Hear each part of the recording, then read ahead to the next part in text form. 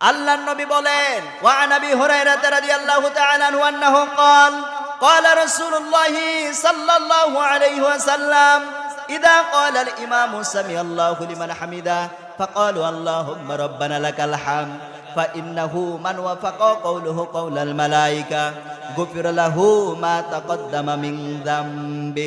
রাওয়াহুল বুখারী। বুখারী শরীফের হাদিস।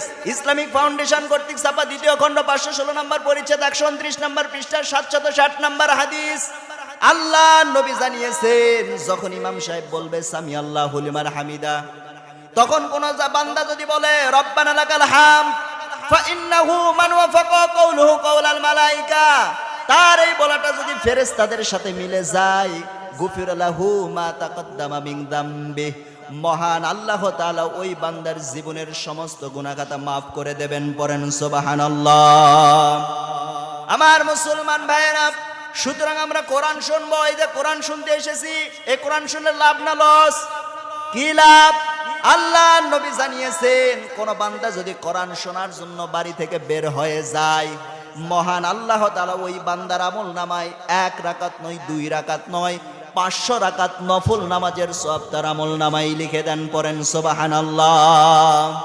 শুধু তাই নয়, বিশ্বনবী আরো জানিয়েছেন, কোন বান্দা যদি একদিকে 60 বছর ধরে নফল ইবাদত করে, আরেক বান্দা যদি কোরআনের বৈঠকে, দ্বীনের বৈঠকে, ইসলামের বৈঠকে কিছুটা সময় ব্যয় করে, ওই বান্দা 60 বছর ধরে নফল ইবাদত করে সে যে সওয়াব কামাবে, ওই 60 বছর ধরে আমল করে তার যে সওয়াব হবে, এই বান্দা দ্বীনের বৈঠকে, কোরআনের বৈঠকে, ইসলামের বৈঠকে কিছুটা সময় ব্যয় করার কারণে মহান আল্লাহ তাআলা ওই 60 বছর আমলকারীর সাথে সমান সওয়াব দিয়ে দেবেন। বলেন সুবহানাল্লাহ।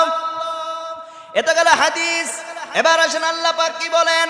আল্লাহ রাব্বুল আলামিন বলেন, ইন্নামাল মুমিনুনা আল্লাযীনা ইযা যুকিরাল্লাহু ওয়াজিলাত কুলুবুহুম ওয়া ইযা তুলিয়াত আলাইহিম আয়াতুহু যাদাতুহুম ঈমানাও ওয়া আলা রাব্বিহিম ইয়াতাওয়াক্কালুন। সূরা আনফাল 9 নম্বর পারা 16 নম্বর পৃষ্ঠা 3 নম্বর লাইনে প্রথম নম্বর রুকুর 2 নম্বর